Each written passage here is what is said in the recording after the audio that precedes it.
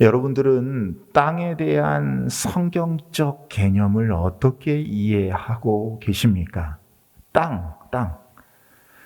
요즘에는 사람들 중에 땅 투기를 하는 사람들도 많이 있어요. 그러면 땅 투기를 하면 될까요? 안 될까요? 네. 안 되겠지요. 더구나 우리나라 같이 땅이 좁은 나라에서는 더더욱 안 됩니다. 그러면 땅 투자는 어떤가요? 괜찮습니까? 헛갈리시는가요? 네. 그러면 투기와 투자는 어떤 차이가 있을까요? 국어사전에서 제가 다 찾아봤거든요. 투기는 생산활동과는 관계없이 도박에 가까운 오직 비정상적인 규모의 이익만을 추구할 목적으로 실물자산이나 금융자산에 금전을 투입하는 행위, 이렇게 정의되어 있고, 투자는 공장, 기계, 건물이나 원료 제품의 재고 등 생산활동과 관계되는 자본재의 총량을 증가시키는 활동, 또 이익을 얻기 위하여 어떤 일이나 사업에 자본을 대거나 시간이나 정성을 쏟는 일이라고 규정하고 있습니다. 그러나 투자와 투기, 이 두 가지 행위의 경계를 정하기엔 상당히 애매한 부분들이 있는 게 사실입니다. 그렇지만 어쨌든 성경은 땅 투기를 금하고 있습니다. 그러나 투자는 염두에 두어야 할 가치가 충분히 있습니다. 오늘 본문 말씀에 보니까 그 땅 투자를 하라는 이야기가 나와요. 그렇다고 여러분들에게 당장 땅을 사서 재산 증식을 하라는 말이 아니라 그보다 훨씬 더 영적인 투자를 하라고 성경은 말씀하고 있다는 것입니다. 그런데 영적인 투자는 아무나 하는 게 아니에요. 투자가 그렇습니다. 내일을 보는 눈이 있어야 해요. 내일을 보는 눈. 여러분들에게 이 눈이 있기를 축복합니다. 그리스도인들에게 있어서 가장 중요한 눈은 바로 이 내일을 보는 눈이에요.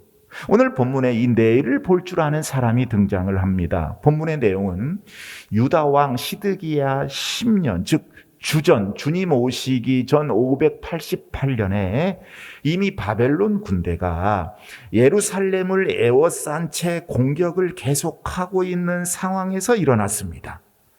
시드기야 제9년에 바벨론이 예루살렘을 포위했는데 이때가 시드기야 제10년이니까 바벨론의 예루살렘 포위가 상당히 오래 지속되던 때를 배경으로 본문의 내용이 전개되고 있는 것이지요.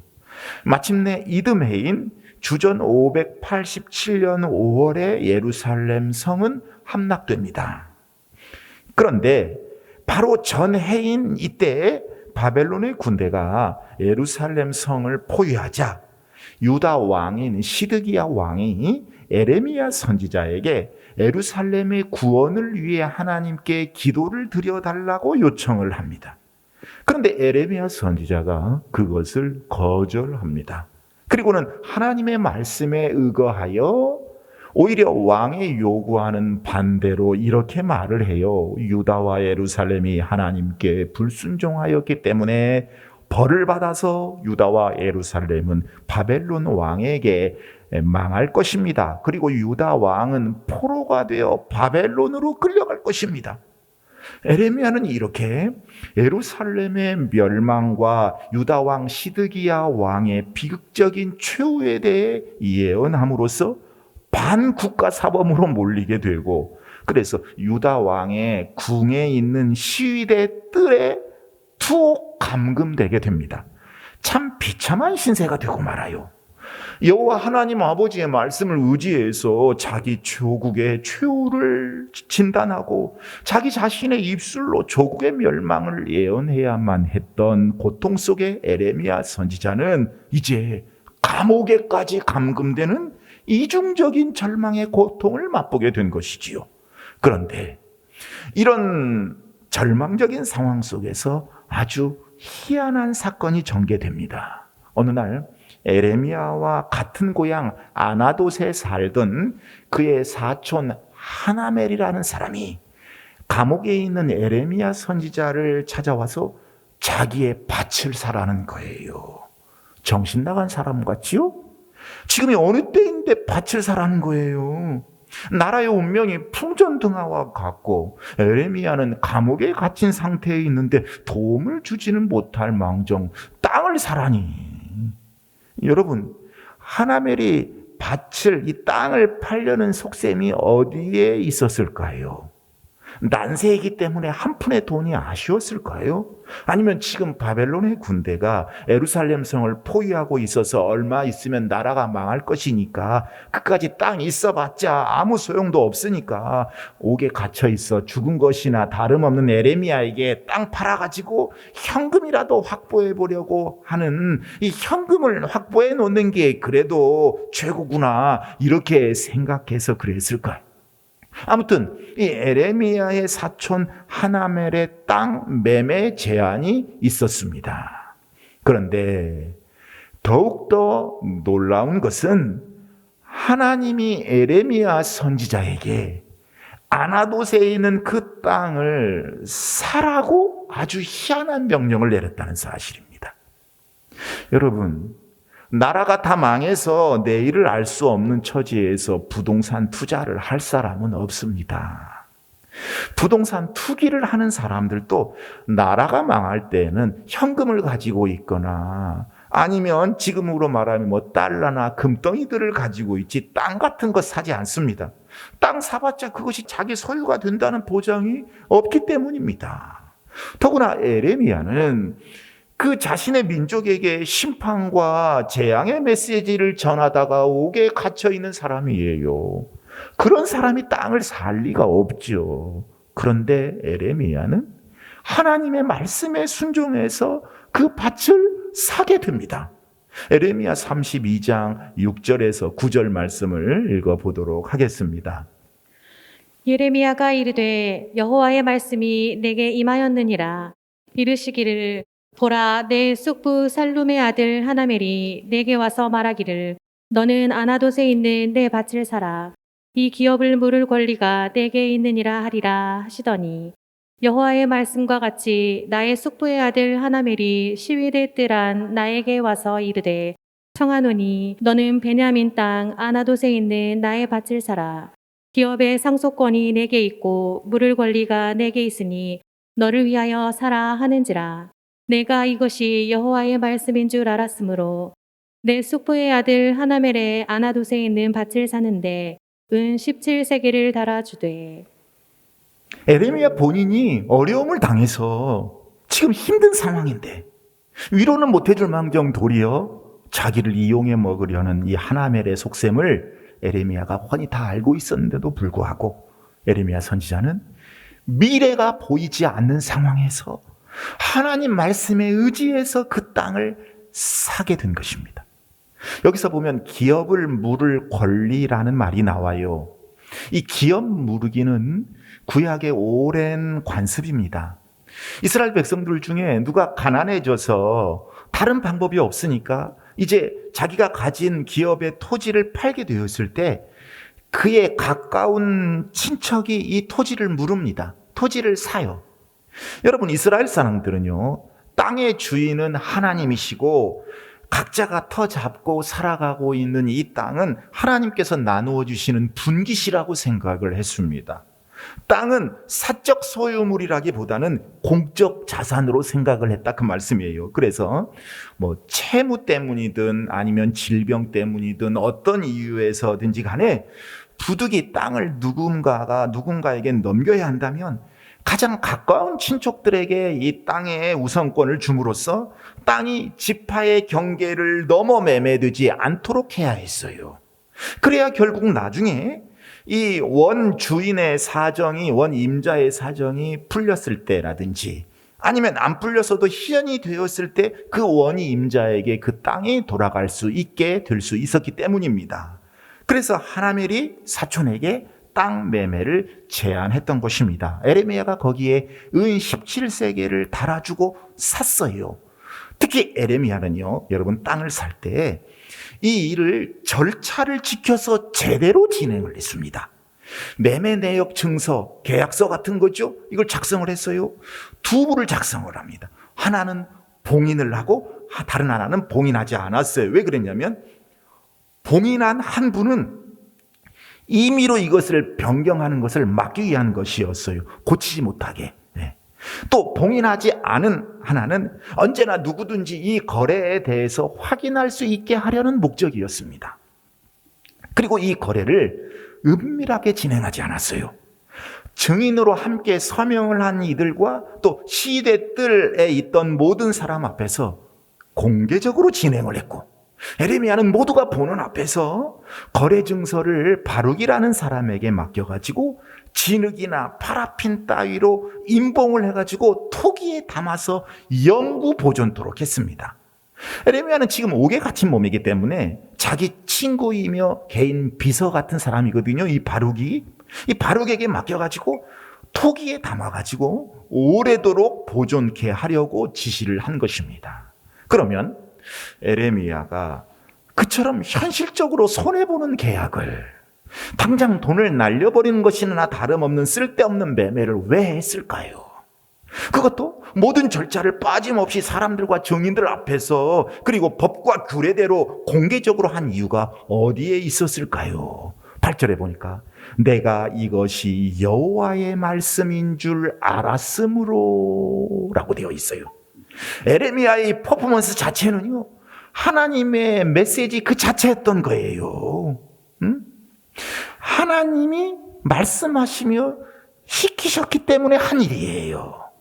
하나님의 사람 에레미야는 하나님의 말씀을 통해 하나님의 뜻을 알았고, 하나님의 마음, 하나님의 의도, 하나님의 생각을 깨닫고 있었던 것입니다.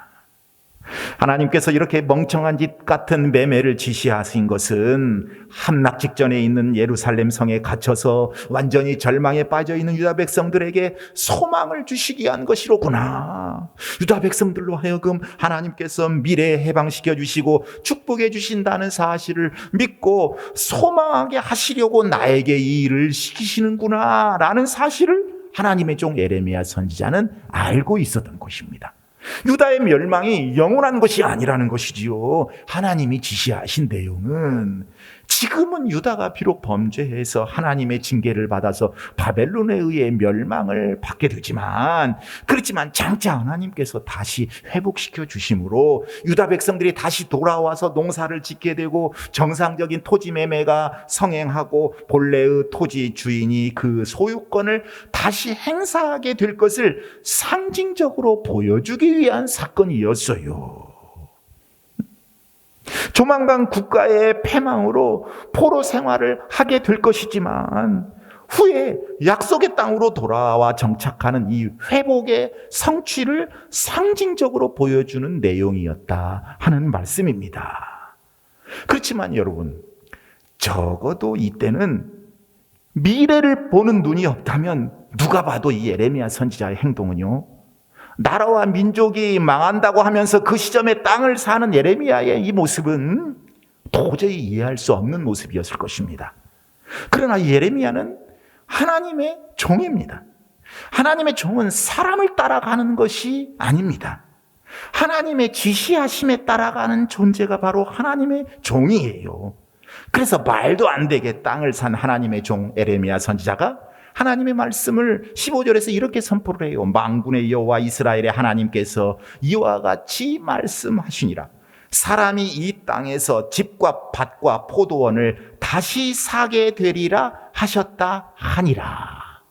에레미야의 결단이 현명하고 지혜로운 것이었음을 입증하는 날이 반드시 온다는 것이지요.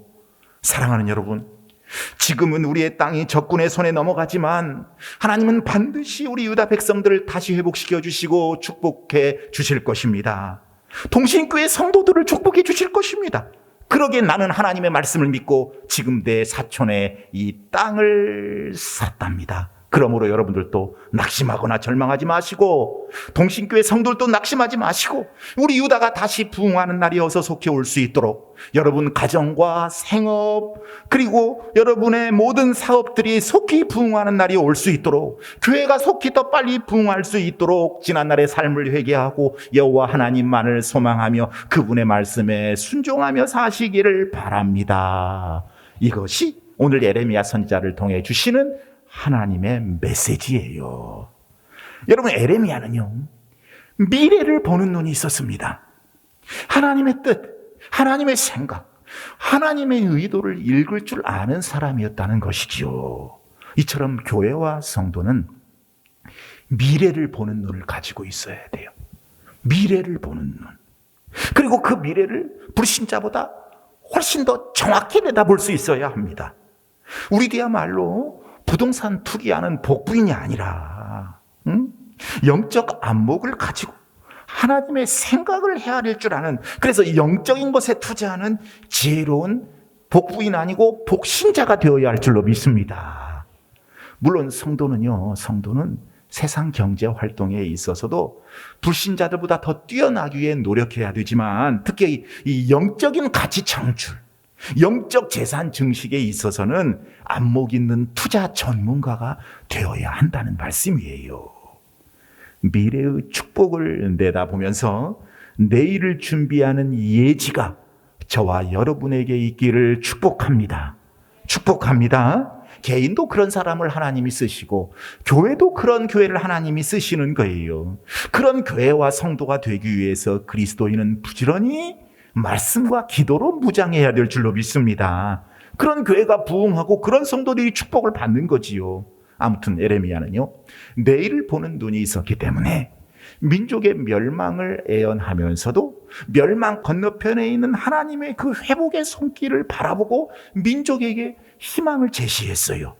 그래서 하나멜이 오늘을 위해서 내일을 팔아버린 사람이라면 에레미야는요, 내일을 위해서 값진 투자를 해서 오늘을 산 사람이라고 말할 수 있어요. 우리 이 에레미야 같은 사람이 되어야 하지요. 자, 그렇다면 우리에게 유다 백성들처럼 내일을 내다볼 수 없는 그 암담함이 다가올 때, 전혀 앞이 보이지 않고 그냥 암울한 미래밖에 보이지 않을 때, 에레미야처럼 내일이 없는 감옥 속에 던져져 있을 때 우리는 어떻게 해야 하는가? 하나님께서는 오늘 본문을 통해 우리에게 그 지혜를 가르쳐 주시기를 원하시는 거예요. 첫 번째로, 그럴 때 우리는 얼른 하나님의 말씀에 귀를 기울여야 돼요. 예? 얼른 하나님의 말씀에 귀를 기울여야 돼요. 얼른. 여러분, 하나님은 언제나 말씀하셨고 에레미야는 언제나 하나님의 말씀에 귀를 기울였습니다. 오늘 본문 32장 1절에 보니까 여호와의 말씀이 에레미야에게 임하니라. 또 8절에도 보면 여호와의 말씀과 같이 나의 숙부의 아들 하나멜이 시대 뜰 안 나에게 와서 이르되 청하노니 너를 위하여 땅을 사라. 내가 이것이 여호와의 말씀인 줄 알았으므로. 그리고 오늘 본문 말씀을 지나서 33장 1절에도 보면요, 에레미야가 아직 시대 뜰에 갇혔을 때 여호와의 말씀이 그에게 임하니라, 이렇게 되어 있어요. 하나님은 항상 우리에게 말씀하고 계십니다. 그리고 에레미야는 항상 그 하나님의 말씀에 귀를 기울였던 거예요. 그래서 말씀이 위기에 처한 에레미야에게 임해서 그를 사로잡았고 인도해서 내일이 희망이 있는 곳으로 이끌어 갔던 것입니다. 민족의 멸망을 앞두고 이 폐허의 감옥 속에서도 에레미야가 절망하지 않았던 것은 바로 이 하나님의 말씀이 있었기 때문인 줄로 믿습니다. 여러분, 중요한 건 말씀이에요. 말씀대로만 따라갈 때 우리가 절망의 상황에서 얼마든지 빠져나올 수 있고 그것이 회복과 부흥과 축복의 길로 연결되는 거예요. 여러분, 숨 막히고 질식할 것 같은 정말 너무나 답답한 상황에 처할 때는 무엇 하십니까? 막 소리내서 막 노래하십니까? 아니면 운동하십니까? 아니면 술 마십니까? 여러분, 그때 성경을 열어서 거룩한 하나님의 음성을 얼른 들으셔야 돼요. 어려울 때 먼저 말씀을 열어보시기를 바랍니다. 그래서 말씀을 나와 접목시켜서 나의 삶과 연결시켜서 하나님의 음성을 들을 수 있기를 바랍니다. 여러분, 얼마 전에 광주에서 아파트 붕괴 사고가 있었잖아요. 공사장에. 실종된 분들이 아마 다 사망한 것처럼 보입니다. 일어나서는 안 되는 사건들인데 참 안타까운 일이에요. 얼마 전에 교역자들과 또 일부 성도님들과 함께 현장을 방문해서 교회가 어떤 섬김을 해야 될지 살펴본 적이 있었습니다. 여러분, 가장 중요한 게 무엇입니까? 우리가 기도해야 되는 거지요. 유가족들을 위해서 기도해야 되고 다시는 이런 일이 생기지 않도록 기도해야 됩니다. 해외에서는요, 가끔 막 광산 같은 것들이 무너지는 그런 소식들이 뉴스를 통해서 들려오기도 하지요. 그런데 광산이 무너져서 여러분 그 속에 인부들이 매몰되고 그렇게 숨막히는 그 절망의 상황에서 거기에 갇힌 사람들, 매몰된 사람들이 있다면, 이들이 구조대원의 목소리를 들을 수 있다면 그들의 마음과 멘탈이 어떻겠습니까? 힘이 되고 위로가 되고 소망이 되지 않겠습니까? 마찬가지예요. 여러분, 우리가 절망에 처할 때 다른 것이 우리를 위로하지 못합니다. 그때 들려오는 거룩하신 하나님의 말씀이 우리에게 큰 위로와 격려가 되는 줄로 믿습니다. 하나님의 말씀이 구조 로프가 되는 거예요. 하나님의 말씀이 내 피난과 구조의 통로가 되는 거예요. 하나님의 말씀이 우리의 두려움을 기도로 변하게 만들어주고, 전날의 한숨이 변해서 우리의 찬송이 되게 만들어주는 거예요. 그 가는 길이 멀고 험해도 하나님 말씀이 우리로 하여금 주님만 따라가게 만든다는 이 진리를 여러분 꼭 기억할 수 있기를 바랍니다. 여러분, 세상에서 가장 불쌍한 사람이 누구냐면 하나님의 말씀을 듣지 못하는 사람이에요. 성경의 역사 중에 가장 어두웠던 시기는 신약과 구약, 구약과 신약 그 사이에 있던 약 400년의 기간이었습니다. 그때는 하나님의 말씀이 임하지 않았어요. 성경이 기록되지 못했습니다. 그래서 아모스 선지자는요, 아모스 8장 11절에서 이렇게 말씀을 해요. 양식이 없어 주림이 아니며 물이 없어 가람이 아니요 여호와의 말씀을 듣지 못한 기갈이라. 여러분들은 이런 비극의 주인공 되지 마시고 하나님 말씀 들으시고 하나님의 마음과 생각을 헤아릴 줄 아는 복된 성도가 꼭 되시기를 축복합니다. 이런 말씀을 들으실 때마다 듣고 흘러버리시면 안 되고 여러분 가슴속에 깊이 새겨 놓으셔야 돼요. 그래서 정말로 어려운 일을 당하면 이 말씀이 발동되게 만들어야 되지요. 말씀이 열매 맺게 만들어야 한다는 말씀입니다. 여러분, 우리가 성경 통독을 하고 있어요. 여러분, 성경 통독할 때 아무 생각 없이 그냥 읽으시면 안 돼요. 이 자꾸 하나님의 말씀으로 들으려고 하는 노력을 훈련을 해야 돼요. 그래서 말씀을 통해서 자꾸 나에게 체근하는 습관, 말씀을 통해 주님의 음성을 듣는 습관, 하나님이 내게 이렇게 말씀하고 계시는구나. 읽으면서 하나님의 소리로 듣는 그런 의식 속에서 말씀을 읽으시면 여러분에게 큰 복이 됩니다. 두 번째로, 전혀 보이지 않고 암울한 미래밖에 보이지 않을 때 우리 어떻게 해야 되는가? 그때 절대로 사람을 의식하면 안 됩니다. 에레미야처럼 담대히 하나님의 뜻을 따라야 해요. 하나님의 뜻을. 에레미야는요, 유다와 예루살렘이 망한다고 예언한 사람입니다. 그런데 그런 사람이 감옥에 갇힌 상황 속에서 땅을 샀으니 사람들은 아마 아이고 저 에레미야 봐봐, 저 사람 우리나라가 망한다고 해놓고 저는 땅을 사?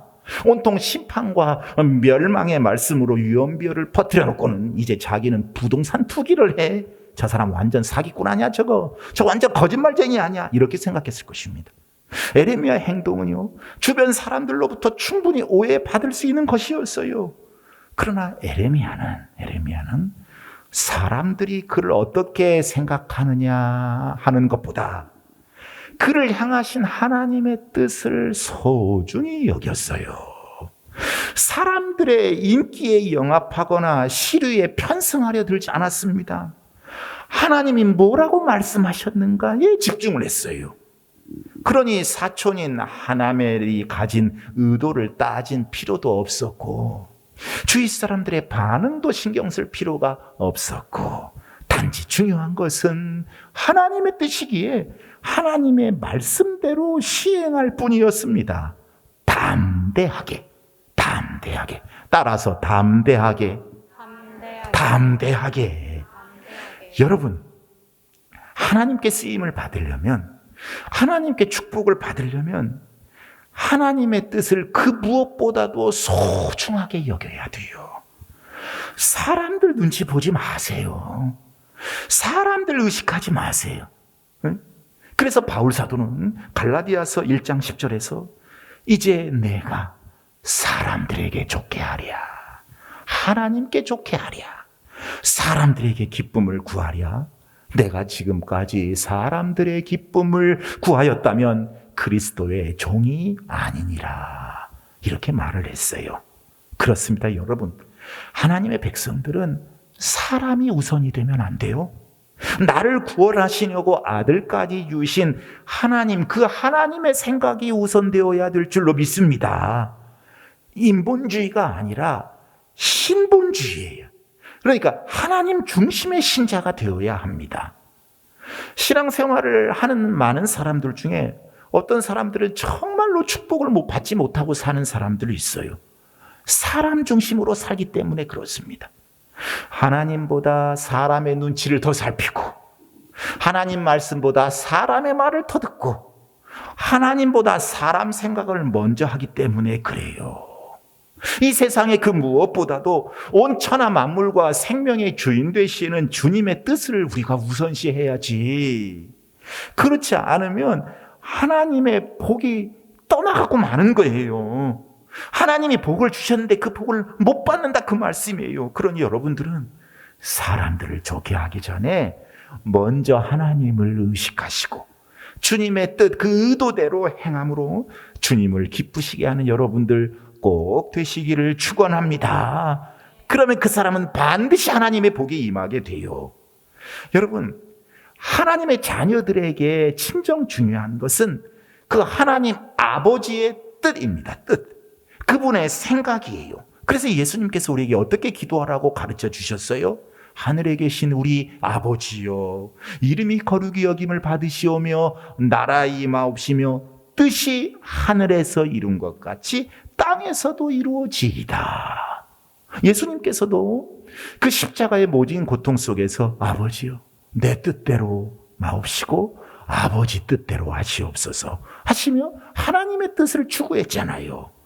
사랑하는 여러분, 우리가 내일이 없는 감옥 같은 곳에 갇히더라도, 하늘이 무너지는 것 같은 엄청난 이 절망의 상황에 처해지더라도 하나님의 뜻을 추구하고 그 뜻대로 따르는 것이 바로 그 감옥 속에서 나오게 되는 회복의 길이요 축복의 길임을 여러분 결코 잊지 마시기를 바랍니다. 거기에서 사람 의식하고 사람 중심으로 가면 결코 그 감옥 같은 곳에 나올 수 없고, 혹시 나온다고 할지라도 더 어려운 구렁텅이로 떨어질 수밖에 없게 돼요. 여러분, 이 진리를 잊으시면 안 돼요. 이 진리를 잊으시면 안 됩니다. 세 번째로, 에레미야는요, 절망의 위기 가운데에서도 도리를 다했습니다. 도리. 네. 자, 모세의 율법에 보면요, 제사장 족속은 땅을 팔 때 반드시 그의 친족의 땅을 팔게 되어 있어요. 하나멜, 에레미야 친족이에요? 제사장 족속이에요. 그래서 먼저 친족인 에레미야에게 와서 땅을 사달라고 부탁한 것입니다. 아까 언급한 이 기업 부리기와 관련된 내용이에요. 가난한 사람이 요청할 때, 어려운 사람이 요청할 때 들어주는 것은 일종의 도덕적 의무였습니다. 그런데 문제는요, 얼마만 있으면 나라가 망한다는 이 현실에 있어요. 나라가 망한다는데 무슨 도덕적 의무가 중요하고 어떤 도리가 중요하겠습니까? 그냥 거절하면 그만이겠지요. 그런데 이게 중요해요, 사실은. 그리스도인에게는 더욱더 중요합니다. 에레미야는 최후까지 그의 도리를 다한 것입니다. 여러분, 예수 그리스도를 믿는 사람들은 이렇게 어려움을 당할 때에도 내일 우리에게 어떤 일이 닥칠 것인가, 그것보다도 오늘 우리가 해야 할 일이 무엇인가, 이 물음에 집중을 할 수 있어야 돼요. 예수님은 우리에게 내일 일을 염려하지 말라고 말씀을 하셨습니다. 그 말씀은 내일 일 염려하지 말고 오늘에 있어서 그리스도인으로서 하나님 자녀로서의 삶의 도리를 다하고 성실하게 살아가라 하는 말씀인 거예요. 내일 세계의 종말이 올지라도 한 그루에 무슨 나무를 심겠다? 사과나무를 심겠다고 하는 이 스피노자의 말처럼 어떤 어려움과 고난이 올지라도 성실하게 그리스도인으로서의 당연한 도리의 삶을 살아가는 그런 그리스도인이 필요한 이 시대예요. 여러분, 이건요, 사람과 사람 사이에서도 나타납니다. 이게 마지막이고 나중에는 볼 일 없는 사람이라고 할지라도 그리스도인은 그리스도인이라면 사람과의 관계에서 항상 변함없는 도리를 지켜나갈 수 있어야 돼요. 즉, 처음도 좋고 뒤끝도 좋아야 그리스도인이 칭찬받을 수 있다는 거예요. 쭉 일관성이 있어야 된다는 거지요. 한결같아야 된다는 거지요. 그리스도인으로서의 도리, 이것이 고린도후서 2장에 말씀하시는 그리스도의 향기입니다. 향기. 이 그리스도의 향기가 저와 여러분에게서 풀풀 나기를 축복합니다. 네 번째로, 에레미야는요, 미래를 생각해서 구체적인 행동으로 옮겼어요. 시행했습니다. 자, 여러분, 입장을 한번 바꿔 생각해 보십시다. 여러분이 에레미야 입장이었다면 어떻게 행했을까요? 하나님이 말씀하셨어도 이제 나라가 망하는데 하나님의 말씀을 행동으로 옮기셨을까요? 아니면 에이 나중에 하지 뭐 상황을 좀 보자 하면서 뒤로 미뤘을까요? 여러분 어땠을까요? 여러분들은 에레미야는 하나님의 말씀에 의지해서 보이지 않는 미래를 신뢰하고 실천을 합니다. 시행을 했어요. 행동으로 믿음을 나타냈습니다. 믿음을 행동으로 나타냈습니다. 믿음을 행동으로, 따라서 믿음을 행동으로. 여러분, 믿음은 행동으로 나타나는 거예요. 믿음은. 여러분 묻습니다. 여러분들이 진정 하나님의 말씀을 믿으시면 아멘. 그러면 행동으로 옮길 수 있어야 되죠. 행함이 없는 믿음은 그 믿음이 아니에요. 죽은 믿음인 거예요. 에레미야를 본 사람들은 그를 사회성도 떨어지고 대세도 모르고 투자 시점도 모르는 참으로 어리석고 미련한 사람, 종잡을 수 없는 또라이 같은 사람으로 생각했겠지만 에레미야는요 하나님을 믿었기 때문에 그 믿음을 행동으로 옮겼던 거예요. 편안한 날, 날씨가 그토록 맑은 날, 오랫도록 방주를 지었던 노아처럼 말입니다. 여러분도 실천으로 옮기시기를 바랍니다. 행동으로 옮기시기를 바랍니다. 여러분들에게 놀라운 일이 생겨날 것입니다. 신앙은 체험이에요, 체험. 체험입니다. 그리고 결단입니다. 믿음으로 행동하게 되는 것이고 행동을 통해 열매를 맺게 되는 것이에요. 여러분들은 영원한 천국이 있음을 믿으십니까? 믿으십니까? 죽으면 그곳에 간다고 생각하십니까? 그리고 그곳은 영원한 곳이고 이 세상은 아주 잠깐이라고 믿으십니까? 그러면 그 믿음을 실천으로 옮기셔야 돼요. 영원한 삶을 위하여 여러분은 행동할 수 있기를 바랍니다. 마지막 5번째. 하나님의 전능하심을 신뢰해야 절망의 환경에서 빠져나올 수 있다는 교훈입니다. 여러분, 에레미야도 사람이었기 때문에 정말 이 나라가 망한 다음 하나님 말씀처럼 다시 회복될 수 있을까? 이때 돈 투자해가지고 땅 사는 일이 정말 현명한 일일까? 이런 생각 들 수 있었을 것입니다. 그래서 오늘 본문 뒤에 25절에 이렇게 말씀을 해요. 자, 25절에서 27절까지 말씀 읽어보겠습니다. 주 여호와여, 주께서 내게 은으로 밭을 사며 증인을 세우라 하셨으나 이 성은 갈대아인의 손에 넘기신 바 되었나이다. 그때 여호와의 말씀이 예레미야에게 임하여 이르시되 나는 여호와요 모든 육체의 하나님이라 내게 할 수 없는 일이 있겠느냐. 아멘. 에레미야도 이게 정말 맞나? 하나님께 물었어요. 27절에 나는 여호와요 모든 육체의 하나님이라 내게 할 수 없는 일이 있겠느냐. 여호와 하나님에겐 능치 못하심이 없는 줄로 믿습니다. 이 말씀이에요. 사랑하는 여러분, 여러분들은 무에서 유를 창조하신 하나님, 말씀으로 온 우주 만물을 만드신 우리 하나님께 능치 못함이 없다는 사실을 믿으십니까? 네?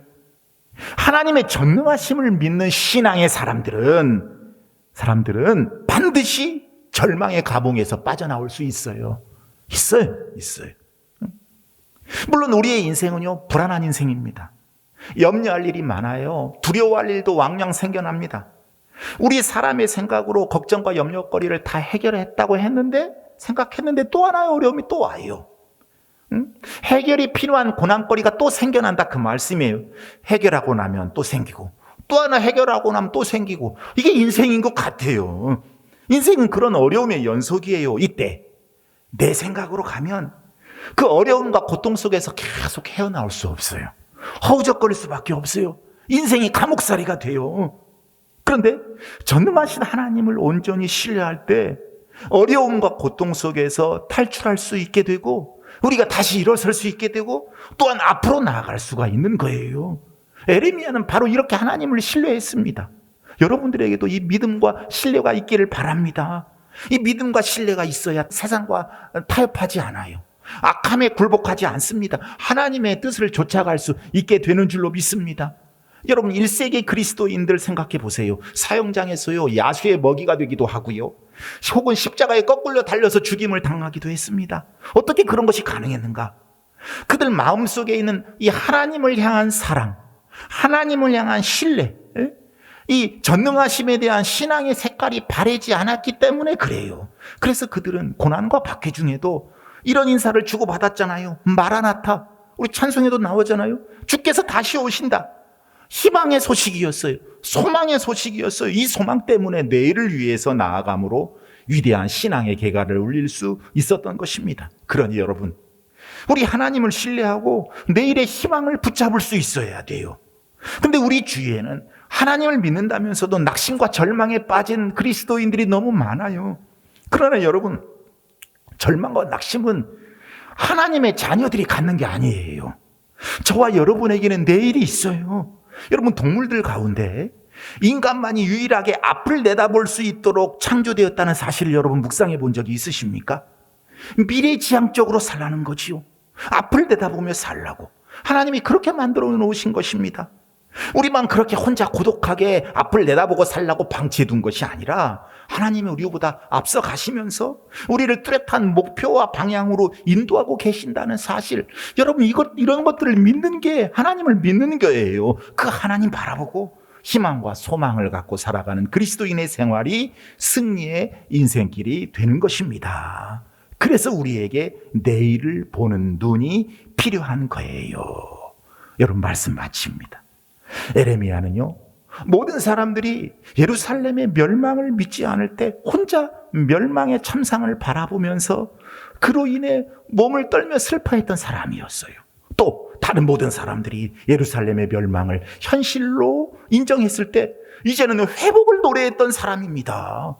이처럼 성도들은요, 하나님 자녀는 하늘나라의 시민으로서 비록 이 땅에 살고는 있지만 이 세상 사람들과는 전혀 다른 목표와 표대를 바라보며 살 수 있어야 돼요. 내일을 바라보는 눈이 있어야 한다는 것이지요. 이렇게 내일을 보는 눈을 가진 사람들은 내일의 희망을 붙잡을 수 있고 세상에 굴복하지 않고 오늘 이 고통의 어려움의 동굴도 무난하게 의미 있게 지나갈 수 있는 거예요. 이것을 위해 본문 뒤에 33장 2절에서 3절은 이렇게 보충해서 말씀하십니다. 이를 행하시는 여호와, 그것을 만들며 성취하시는 여호와, 그의 이름을 여호와라 하는 이가 이와 같이 이르시도다. 너는 내게 부르짖으라. 내가 네게 응답하겠고 네가 알지 못하는 크고 은밀한 일을 내게 보이리라. 여러분, 미래를 보는 눈으로 그 소망, 그 믿음으로 어려운 고통들 잘 극복해내시고 놀라운 치유와 회복과 부흥과 축복을 경험할 수 있는 은혜의 성도들 다 되시기를 우리 주님의 이름으로 축원합니다. 축원합니다.